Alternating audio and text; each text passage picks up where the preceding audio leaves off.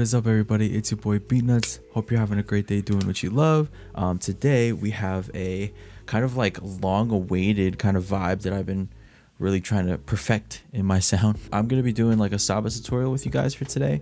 Honestly, like I get heavy inspiration from SABA. The first song that I think I ever listened to whenever I got put onto SABA was, I think it was Stony at first, and then that led me into like photosynthesis and, you know, more of like the bucket list project and stuff like that. So you guys said in the comments that you guys want to see something like that, so that's what we're gonna be doing today, you guys. I'm gonna try to kind of go for a kind of more of a trappy-ish kind of vibe rather than, you know, that lean back kind of stuff. But if you want to see more SABA tutorials and more, you know, of that like boom bap kind of stuff, let me know down below in the comments. I really appreciate all the love that you guys have been doing with the channel. I mean, you guys have been going crazy with like the Monte tutorials, you know, the smino tutorials, the K-Tronda and everything. So, and even the Isaiah Rashad stuff too. So I'm just glad that I can, you know, kind of go on this big, you know, journey of just different music, and that we're all on the same page. So I really appreciate that. So I'm gonna do a breakdown of a beat that I've already made previously, with a loop from my boy Mariette Music, super talented producer and beat maker. Love to, you know, collaborate with, and he got me some samples and I just tore them up pretty much. So we're just gonna get right into the video. Don't forget to subscribe, make sure you guys leave a like, and let's get to it. Mr. Mariette today.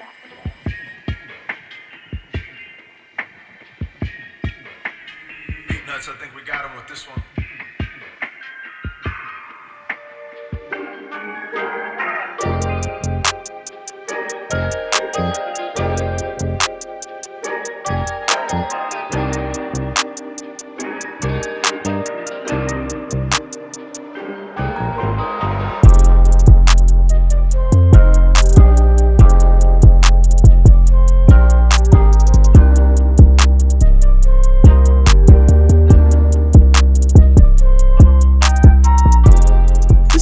Tip of the iceberg, okay, because we also have all of this right here. This is like a whole project that we're gonna dissect pretty much and get into. So there's a lot going on here.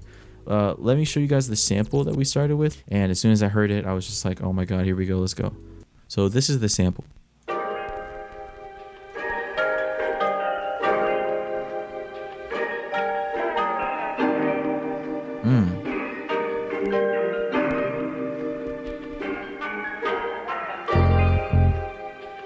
It kind of reminded me of like really good, like, I don't want to say like elevator music or anything like that, but like if I was waiting in an elevator and I heard this, I'd be like, oh my god. And the other great thing too is that he sent me, as you can see right here on the left side, all of the different stems with everything. So what I did kind of to start off was just the beat, or the loop itself in the very beginning, and then got into a little bit of my drums and stuff like that too. So I'll get into arrangement at the last part, but let me show you what I did to kind of start off with the intro, the effects and everything. I'll go into drums and then just overall arrangement, and we'll get into there. So just like a little bit of kind of compression right here, and then some EQ to kind of start off the beat with just sounding like that elevator music, like it's like, you know, it's kind of like in the background or something like that, or like if you're waiting on hold for somebody, and started off with that. So this is what I got here. You can hear the automation, and then it just goes right into the normal kind of beat. Another thing too that I did was just add a little bit of FX. So I went here, got this little thunderstorm stuff right here, just for kind of some ambience. Grabbed a drum break that I used from before, and just kind of went to the drum break, made it sound very filtered, and used Fruity Love filter for that, and a ton of like different RC20. There's this cool preset that I use, like Next Door Studio, that makes it really sound like Next Door. So I kind of mixed a little bit of that with some vinyl too, and I got this. So that, in addition to the rain, and then also the loop.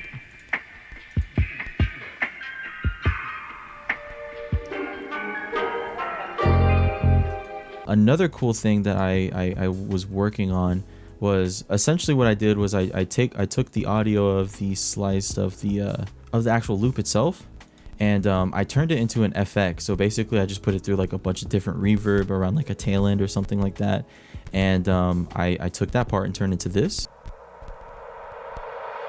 Another cool thing too that I also worked on was I took the stems of one of the mallets, so that started off like this.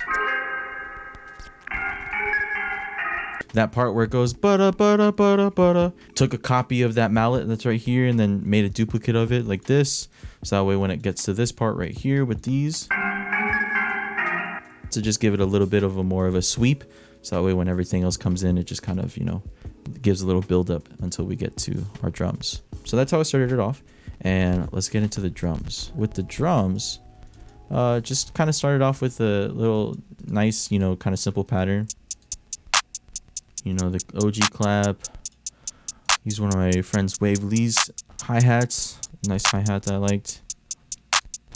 I'll do a breakdown too of a little bit of some stuff that I do with my drums, just to kind of let them slap just a little bit with stuff like this. Hi-hat, I noticed it was off to the left, like a little way too much to the left, so I just kind of put it to the right. Another thing too that I like to mess around with my hi-hats and my drums is I'll put Pan Man on it, so I'll get the sound toys and everything, and it'll just be going left and right, not severely left and right, back and forth, but just like a little bit. So I'll mess around with, you know, like the width and stuff like that and all this stuff here. So I just like it when it, you know, it feels like it's got movement, for my hats, especially with trap. Another thing too with the hi-hats was messing around with stereo, so that way it has a little bit more room to kind of swim around while the kick is just kind of in the middle. So after I went into there, it just kind of starts more with the bass line. I didn't want to add any kick or anything like that, or any kind of crazy perks or anything. Just kind of let the loop do its work.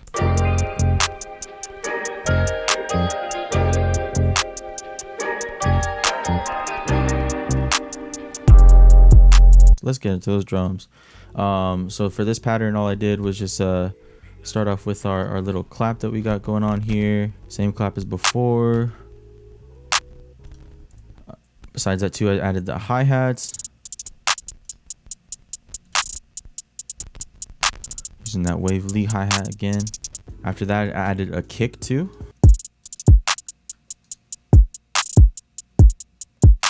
And another important thing too is I mess around with, you know, giving some of it off on and off grid kind of deal. Also messing with the velocities and everything too.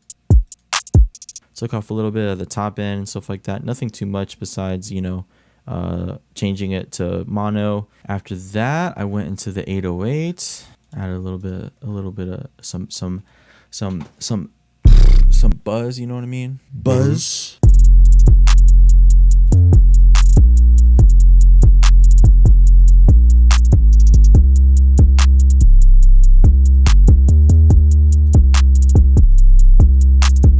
A thing that I've been doing recently with my 808s is putting them a little bit more mono than the kick, and just having the mono just not entirely 100%, because I know a lot of people like to do it where it's just like all the way jacked up, but I like to do it where it's like kind of like a, I don't know, it feels like it's a low cut kind of EQ that you're doing to it essentially, even though I know that's not exactly what it is, but that's how it makes sense in my brain. So I just do a little bit of that to make sure that the kick is still kicking and that the 808 is still, you know, pretty much.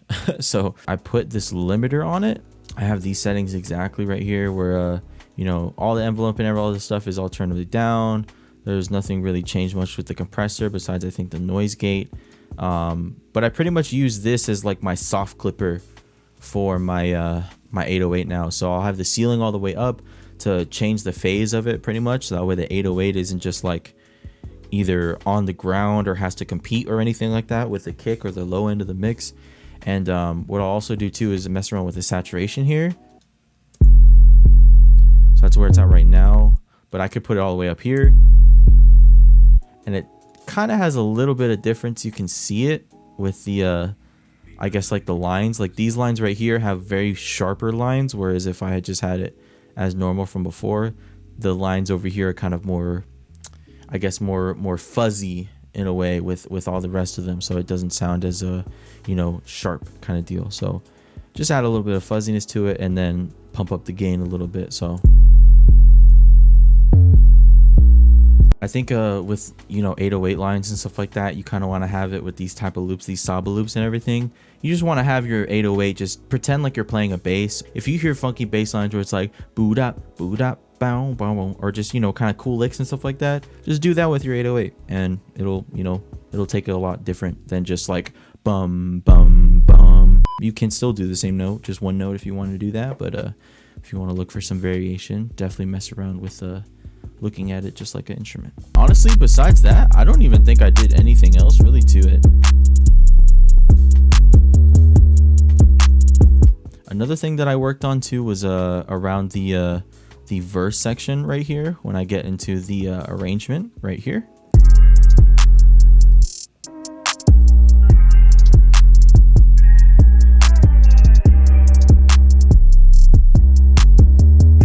Pretty much the same 808 overall. The only difference that I did was instead of using the Waverly hi-hat, I just used like a Kenny hi-hat. Same pattern pretty much, just like this. Changing up the hi-hat pattern just a little bit because I don't want it to have to be the same as this exactly.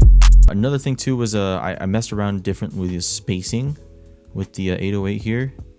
So in comparison, oops, sorry. This is the fourth one. So this is the fourth one, and this is like around like the hook, I guess I'd say, of the track. And then this is like the verse section, so a little bit more cuts right here. Another cool thing that I'll note too with the actual arrangement just of this entire sample, Andre put like different stuff like this,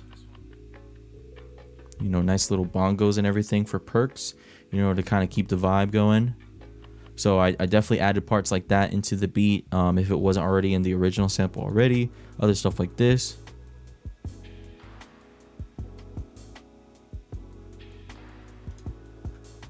Sometimes a shaker.